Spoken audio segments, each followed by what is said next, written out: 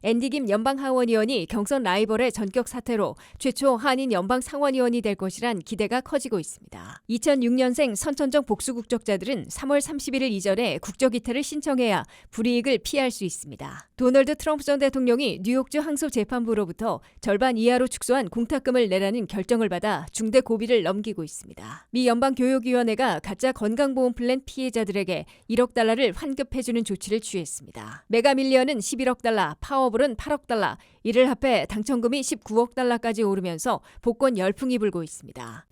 여러분 안녕하십니까? 워싱턴 뉴스 투데이입니다. 뉴저지주 연방상원의원에 도전 중인 앤디 김 연방하원의원이 경선 라이벌의 사퇴로 최초의 한인 연방상원의원 탄생이라는 새 역사를 쓰고 있습니다. 현직 뉴저지 주지사 부인으로 상원의원 선거에 뛰어들어 논란을 사온 태미 머피 후보가 일요일 중도 하차를 공식 발표해 앤디 김 하원의원은 6월 4일 민주당 경선과 11월 5일 본선에서 한인 최초의 연방상원의원으로 탄생할 것으로 기대되고 있습니다. 한면태 기자의 보도입니다. 사상 최초로 한국계 한인 연방상원의원이 탄생하는 새 역사가 쓰여지고 있는 것으로 보입니다. 앤디 김 연방하원의원이 뉴저지를 대표하는 연방상원의원에 당선될 확률을 급등시키면서 최초의 한인 연방상원의원 탄생 역사까지 쓸 것으로 기대되고 있습니다. 앤디 김 의원과 뉴저지주 연방상원의원 자리를 놓고 겨뤄온 태미 머피 후보가 일요일에 영상을 통해 경선 중도 하차를 전격 선언했습니다. I am suspending my Senate campaign today.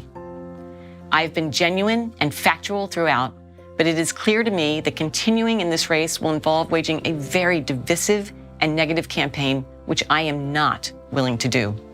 태미 머피 후보는 앤디 김 의원과의 선거전을 계속하게 되면 매우 분열적이고 부정적인 캠페인이 될 것으로 우려한다며 나는 그런 선거전을 펼 의사가 없다고 강조했습니다. 태미 머피 후보는 나는 앞으로 조 바이든 대통령의 재선과 민주당의 승리를 위해 전력을 다할 것이라고 약속했습니다. 앤디 김 하원의원은 성명을 통해 단합이 무엇보다 기묘하다며 태미와 나는 민주당의 상원다수당 유지에 의견을 같이 해왔다면서 트럼프의 위험한 에이전트들에 맞서 함께 싸워나갈 것이라고 밝혔습니다. 앤디 김 연방하원의원은 최근 실시된 태미 머피 후보와의 첫 경선 토론에서 태미 후보는 불과 10년 전에는 공화당원으로서 선거 자금까지 기부했었다고 비판하고 민주당의 상원 장악을 위해서는 민주당의 전통 가치를 위해 싸울 수 있는 후보가 상원의원이 되어야 한다고 밝혔습니다. I worry about honestly the record of the First Lady. Not only was she a registered Republican voting in every single Republican primary through the Obama administration, but she donated 6 figures worth of donations to Republican candidates and institutions over time. 현직인 필 머피 뉴저지 주지사의 부인인 태미 머피 후보가 전격 사퇴한 것은 남편과 카운티 민주당 지도부들의 지지가 부인까지 노골적으로 지원하고 주지사 눈치를 보며 출석해야 한다는 호된 비판난을 초래해왔기 때문으로 뉴욕타임스는 분석했습니다. 이는 뉴저지의 낡은 보수 정치로 비판받아 유권자들의 외면을 받아왔다고 뉴욕타임스는 지적했습니다. 게다가 뉴저지 특유의 보수 정치를 보여주는 투표용지에 당 지도부가 선호하는 후보 이름을 앞세우거나 하나로 몰아펴기에 절대적으로 유리하게 만드는 이른바 라인에 대해 앤디 김 의원이 연방법원에 소송을 제기한 데다가 머피 주지사의 측근인 뉴저지 법무장관이 위헌 소지까지 언급해 승부가 갈린 것으로 해석됩니다. 실제로 뉴저지 상원의원 민주당 경선에서 앤디 김 후보는 2월 2일 처음으로 발표된 한 대학교의 공식 여론조사에서 32대 20%로 12포인트 차이로 태미 머피 후보를 앞섰고 다른 비공식 조사에서는 더블 스코어 차이로 압도해온 것으로 뉴욕타임스는 전했습니다. 태미 머피 후보의 전격 사퇴로 앤디 김 연방하원의원이 차기 뉴저지를 대표하는 연방상원의원이 되고 한국계 최초의 연방상원의원으로 탄생할 확률을 크게 높이고 있다고 뉴욕타임스는 밝혔습니다. 이로써 앤디 김 하원 의원은 6월 4일 실시되는 뉴저지주 민주당 경선에서 민주당 상원의원 후보로 선출될 게 확실시되고 있습니다. 11월 5일 본선에서는 뇌물수수 혐의로 기소된 로버트 메넨데스 상원의원이 경선 불출마를 이미 선언하면서도 본선 무소속 출마 가능성을 열어놓고 있으나 앤디 김 후보는 50년 동안이나 한 번도 공화당에게 빼앗긴 적이 없는 뉴저지를 대표하는 연방상원의원으로 무난히 당선될 것으로 기대되고 있습니다. WKTV 뉴스 한면택입니다. 올해 18세가 되는 2006년생 한인 2세들 가운데 선천적 복수 국적자들은 3월 31일 이전에 국적 이탈 신청을 해야 하기 때문에 이번 금요일까지 제출을 서둘러야 합니다. 국적 이탈을 쉽게 했다는 법 개정에도 불구하고 대다수는 거부당하고 있어 18세가 되는 3월 말까지 국적 이탈을 신고하는 게 바람직한 것으로 권고되고 있습니다. 안혜린 기자가 보도합니다. 한국의 법 개정에도 불구하고 시기를 놓친 한인 2세들의 국적 이탈을 승인받기가 여전히 어려워 올해 18세가 되는 2006년생 선천적 복수 국적자들, 특히 남성들은 3월 31일, 실제로는 이번 주 금요일까지 국적 이탈을 신청해야 할 것으로 강력 권고되고 있습니다. 선천적 복수 국적자는 미국서 태어나 미국 시민권자임에도 출생 당시 부모 중 한 명이라도 영주권자 등 한국 국적이었기 때문에 자동적으로 미국적과 한국적을 동시에 갖게 된 한인 2세들을 말합니다. 이들 중에 남성들은 18세가 되는 해 3월 말까지 국적 이탈 신청을 접수하지 못하면 38세까지 무려 20년간이나 국적 이탈이 여전히 극히 어려워 이중 국적자로서 한국서는 병역 의무를 지는 동시에 미국에선 공직 진출이 막히게 되는 엄청난 피해를 입게 됩니다. 헌법 불합치 결정으로 국적법이 개정돼 시기를 놓친 선천적 복수 국적자들은 아무 때나 국적 이탈을 신청할 수는 있게 됐으나 까다로운 규정과 절차로 대다수가 한국 정부로부터 기각당하고 있는 것으로 원성을 사고 있습니다. 18세 3월 시한을 넘겨 국적 이탈을 신청하는 한인 2세들은 한국 정부로부터 긴박한 사유가 인정되지 않는다며 무더기로 기각당하고 있다고 미주 한인들은 불만을 터뜨리고 있습니다.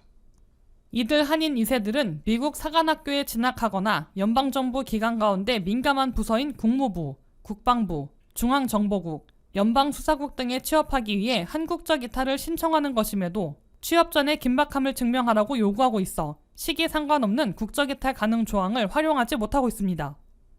미국 내 선천적 복수 국적자들은 사관학교 진학이나 민감한 정보기관 취업을 위해 어플리케이션을 제출하기 전에 한국적 이탈을 완료해야 하는데도 시간 걸리는 국적 이탈 신청을 긴박한 사유를 입증하지 못한다며 사전 신청을 기각하고 있는 것으로 해석되고 있습니다.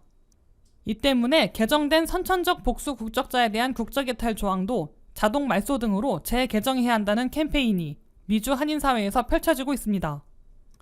재개정 이전까지는 선천적 복수 국적자들, 특히 한인 남성들은 현행 규정대로 18세가 되는 해 3월 31일 이전에 거주지 관할 총영사관을 방문해 국적 이탈 신청을 접수하라고 전문가들은 권하고 있습니다.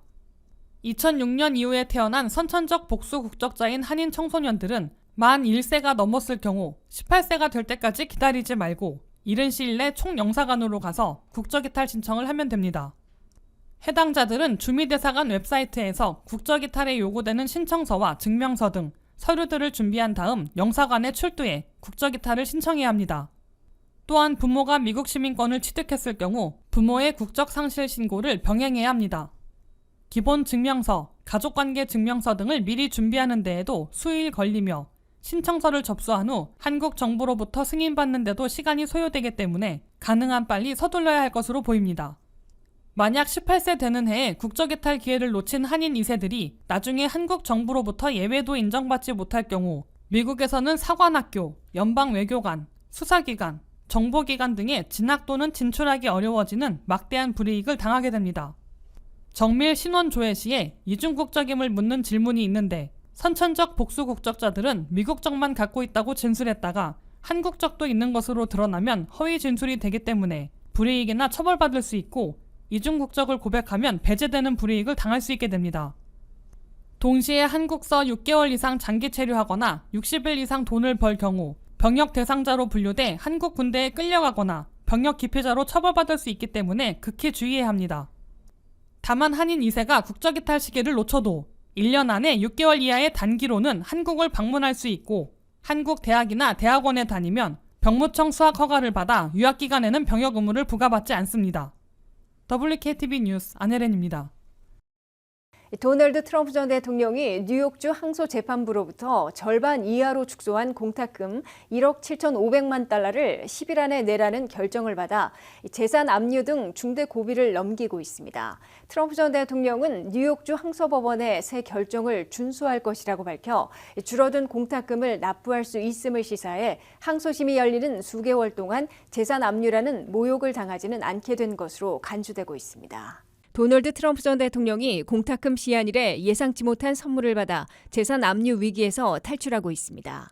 트럼프 전 대통령은 25일 5억 달러의 공탁금을 내야 하는 시한일에 뉴욕주 항소재판부로부터 절반 이하로 축소한 1억 7,500만 달러를 10일 안에 내라는 결정을 받았습니다.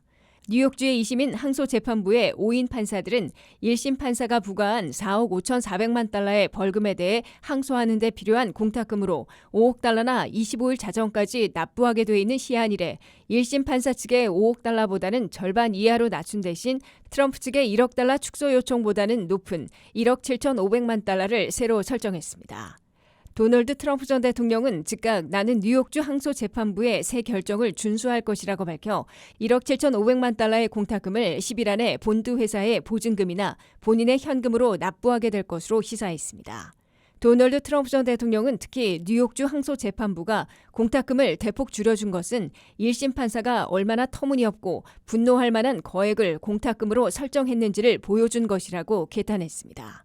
이에 따라 트럼프 전 대통령은 항소하는 데 필요한 거액의 공탁금을 납부하지 못해 뉴욕주 법무부로부터 재산을 압류당하기 시작하는 위기와 모욕을 일단 피하고 있는 것으로 간주되고 있습니다. 뉴욕주 항소재판부의 항소심은 앞으로 수개월 이상 걸리기 때문에 그 판결이 나올 때까지 트럼프 전 대통령은 뉴욕주 정부로부터 재산을 압류당하는 치욕과 실제로 돈줄이 마르는 돈맥경화만큼은 피하게 된 것으로 보입니다. 트럼프 전 대통령은 트럼프 미디어를 인수합병해 우회 상장함으로써 35억 달러를 조달할 능력을 마련했으나 6개월 내 매각 금지 규정이 있고 이사회의 예외를 승인받아 조기 매각 시 주가 폭락으로 대부분을 날릴 위험이 있었는데 그러한 진퇴양난의 위기도 넘긴 것으로 해석됩니다. 만약 항소재판부에 대폭 삭감 없이 25일까지 5억 달러의 공탁금을 납부하지 못했다면 뉴욕주 법무부는 트럼프 전 대통령의 재산 압류 절차에 돌입할 태세를 보였습니다.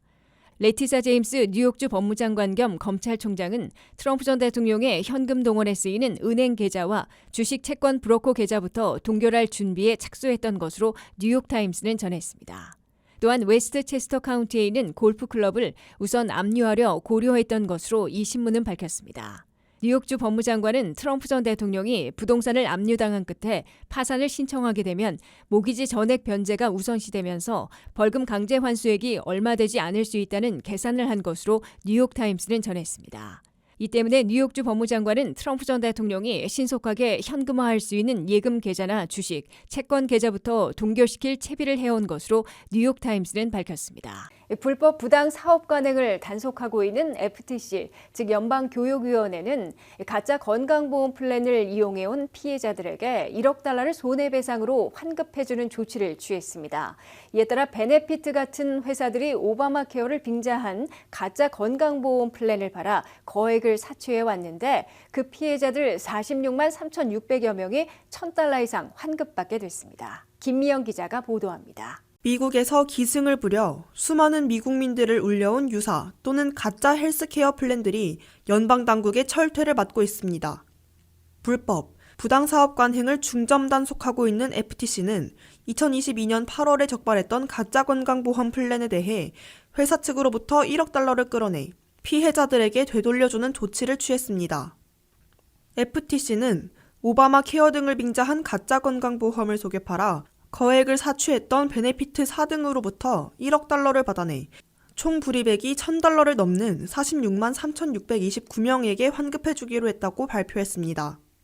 FTC에 따르면 이번에 환급받는 피해자들은 주로 2017년부터 2022년 사이에 베네피트사 등 부당한 회사들이 공격적으로 판촉한 유사 또는 가짜 건강보험에 가입해 돈만 날렸던 사람들로 나타났습니다. 베네피트사 등 양심 없는 회사들은 오바마 케어를 빙자하고 마치 대단한 혜택을 볼 수 있는 건강보험인 것처럼 속여 판매했습니다. 유사 또는 가짜 건강보험들은 적은 프리미엄, 월 보험료를 부과하는 듯 하면서도 결국 일반 보험보다 더 많은 본인 부담금을 징수하면서도 보험 혜택은 거의 볼 수 없었던 것으로 드러났습니다. 심지어 부당한 청구 때문에 유사 또는 가짜 건강보험을 취소해도 진료비, 의료비는 본인 부담금이라며 계속 청구했던 것으로 나타났습니다. 이번에 환급받게 된 46만 3,600여 명은 이 가짜 건강보험에 낸 돈만 해도 $1,000 이상으로 나타나 우선적으로 되돌려받게 됐습니다. 이들 피해자들이 FTC 연방교역위원회에 부당행위를 신고했고 FTC는 대대적인 조사를 벌여 2022년 8월 이들의 불법, 부당관행을 적발해냈습니다. 그들 중에 피해액이 $1,000를 넘은 46만 3,600여 명에게 회사 측으로부터 받아낸 $1억 환급해주는 조치를 취한 것입니다. FTC는 피해자들은 별도로 클레임을 제출할 필요는 없으며 본인들의 피해액을 그대로 돌려받게 된다고 밝혔습니다. FTC는 해당 피해자들은 얼마를 환급받게 될지 2주일 안에 편지로 통보받게 되고 리펀드 체크를 받으면 90일 안에 본인의 계좌에 디파짓돼야 한다고 강조했습니다. WKTV 뉴스 김미연입니다.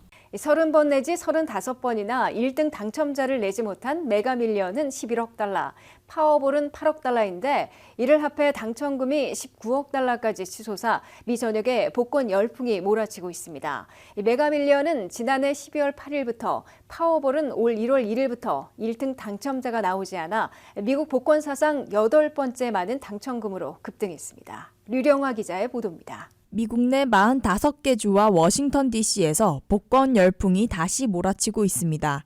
고액이 걸린 양대 복권인 메가밀리언과 파워볼이 30번 이상 연속으로 1등 당첨자를 내지 못함에 따라 $11억 달러와 $8억 달러, 총 둘을 합해 $19억 달러까지 1등 당첨금이 급등했기 때문입니다. 메가밀리언은 지난 금요일 밤에도 6개 번호를 모두 맞춘 1등 당첨자가 나오지 않아 지난해 12월 8일 이래 30번 연속 1등이 없었습니다. 이 때문에 26일 화요일 밤 초점에서 한 명의 1등 당첨자가 나온다면 받을 당첨금은 $11억 달러로 올라갔습니다.